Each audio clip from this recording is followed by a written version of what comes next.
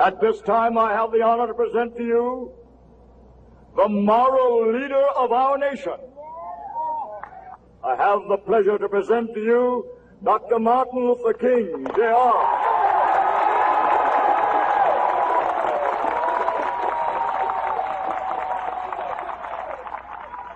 I am happy to join with you today in what will go down in history as the greatest demonstration for freedom in the history of our nation.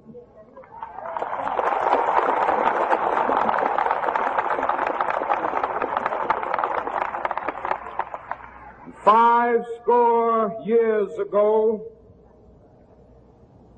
a great American in whose symbolic shadow we stand today signed the Emancipation Proclamation.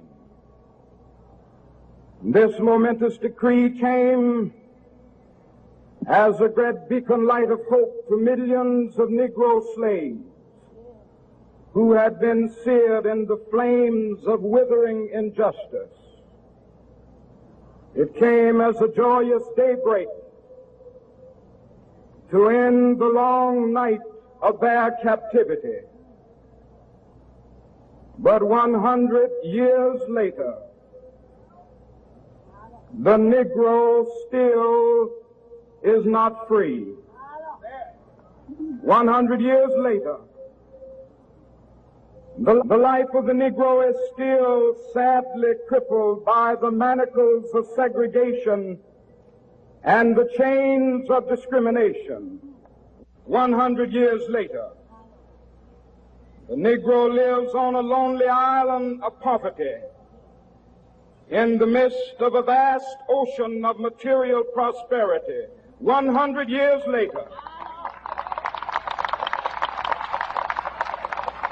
the Negro is still languished in the corners of American society and finds himself in exile in his own land. And so we've come here today to dramatize a shameful condition.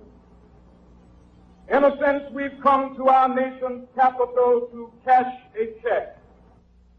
When the architects of our republic wrote the magnificent words of the Constitution and the Declaration of Independence, they were signing a promissory note to which every American was to fall heir. This note was a promise that all men, yes, black men as well as white men, would be guaranteed the unalienable rights of life, liberty, and the pursuit of happiness. It is obvious today that America has defaulted on this promissory note insofar as her citizens of color are concerned. Instead of honoring this sacred obligation, America has given the Negro people a bad check, a check which has come back marked insufficient funds.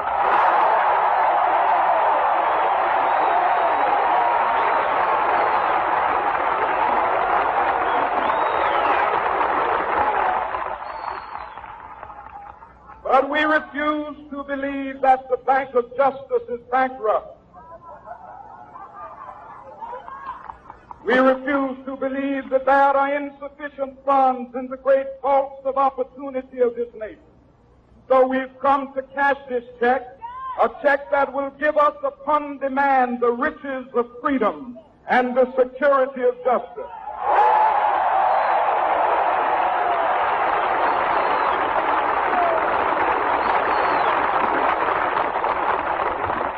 We have also come to this hallowed spot to remind America of the fierce urgency of now. This is no time to engage in the luxury of cooling off or to take the tranquilizing drug of gradualism.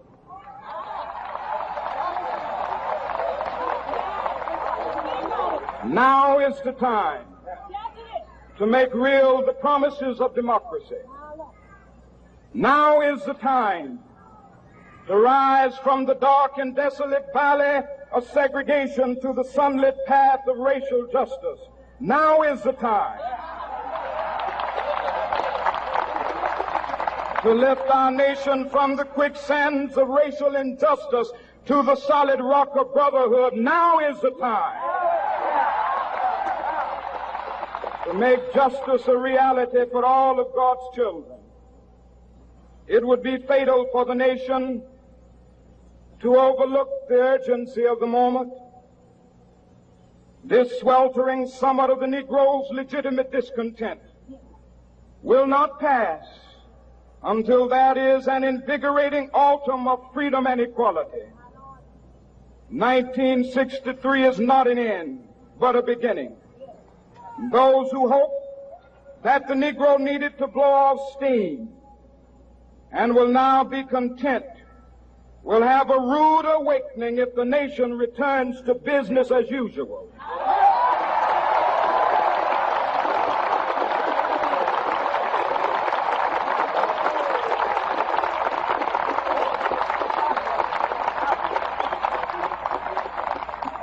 There will be neither rest nor tranquility in America until the Negro is granted his citizenship rights. The whirlwinds of revolt will continue to shake the foundations of our nation until the bright day of justice emerges. But that is something that I must say to my people who stand on the warm threshold which leads into the palace of justice. In the process of gaining our rightful place, we must not be guilty of wrongful deeds. Let us not seek to satisfy our thirst for freedom by drinking from the cup of bitterness and hatred.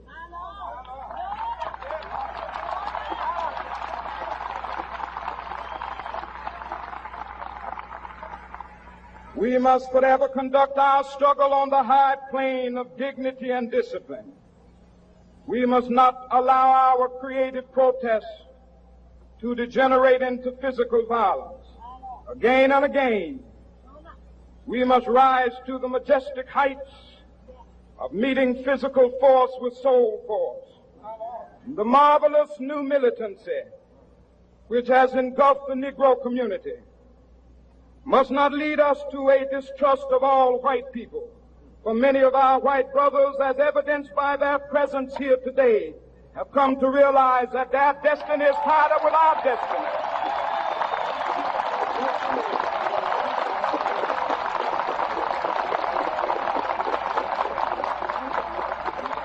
And they have come to realize that their freedom is inextricably bound to our freedom. We cannot walk alone. And as we walk, we must make the pledge that we shall always march ahead. We cannot turn back. There are those who are asking the devotees of civil rights, when will you be satisfied? We can never be satisfied as long as the Negro is the victim of the unspeakable horrors of police brutality. We can never be satisfied as long as our body is heavy with the fatigue of travel, cannot gain lodging in the motels of the highways and the hotels of the cities.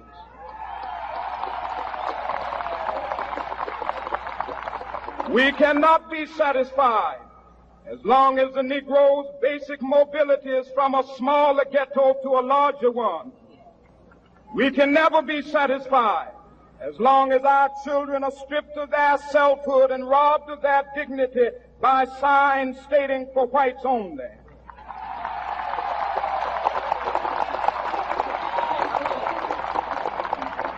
We cannot be satisfied as long as a Negro in Mississippi cannot vote and a Negro in New York believes he has nothing for which to vote.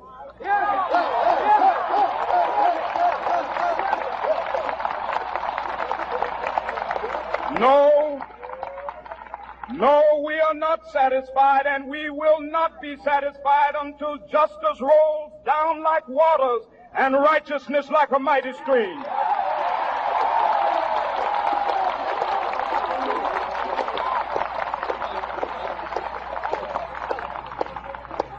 am not unmindful that some of you have come here out of great trials and tribulations.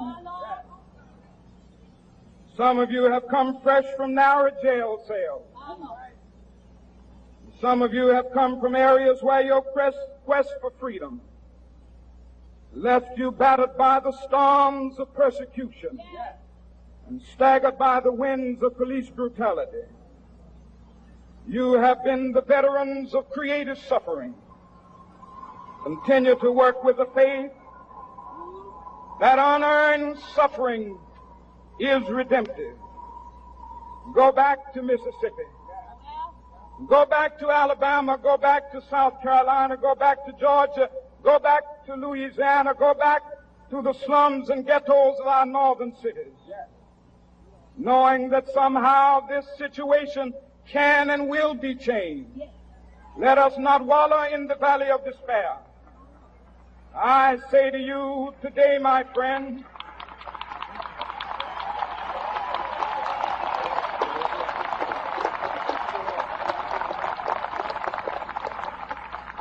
so even though we face the difficulties of today and tomorrow, I still have a dream.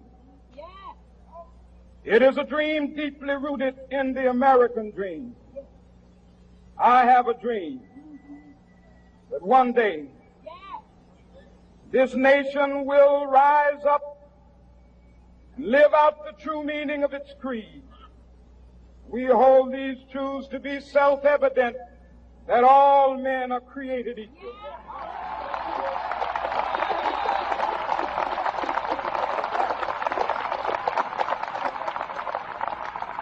I have a dream that one day on the red hills of Georgia, the sons of former slaves and the sons of former slave owners will be able to sit down together at the table of brotherhood. I have a dream that one day, even the state of Mississippi, a state sweltering with the heat of injustice, sweltering with the heat of oppression, will be transformed into an oasis of freedom and justice. I have a dream that my 4 little children will one day live in a nation where they will not be judged by the color of their skin, but by the content of their character. I have a dream today.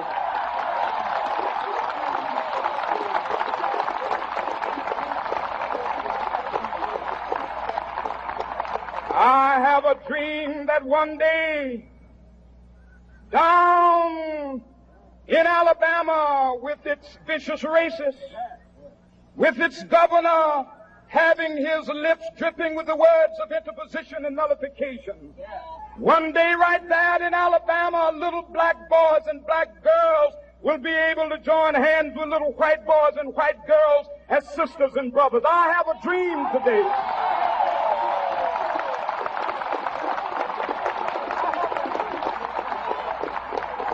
I have a dream that one day every valley shall be exalted, and every hill and mountain shall be made low, the rough places will be made plain, and the crooked places will be made straight, and the glory of the Lord shall be revealed, and all flesh shall see it together.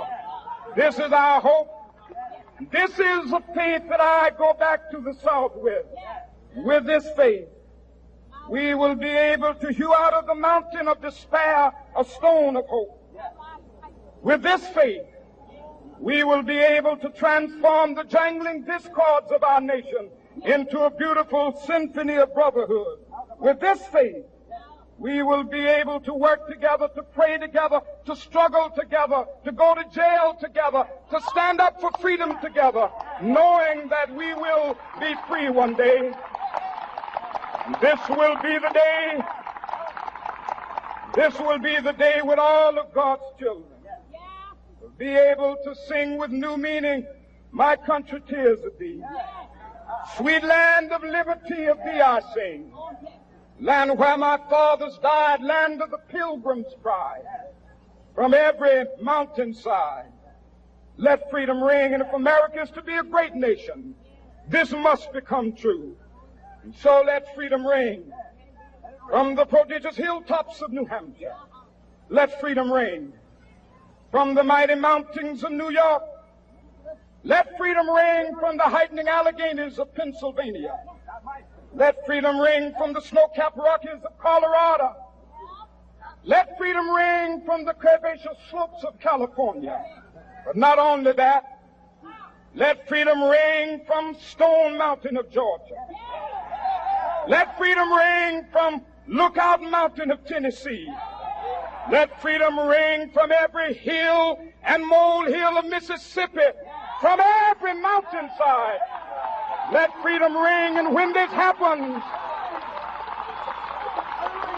when we allow freedom ring, when we let it ring from every village and every hamlet, from every state and every city, we will be able to speed up that day when all of God's children, black men and white men, Jews and Gentiles, Protestants and Catholics, will be able to join hands and sing in the words of the old Negro spiritual, free at last, thank God Almighty, we are free at last.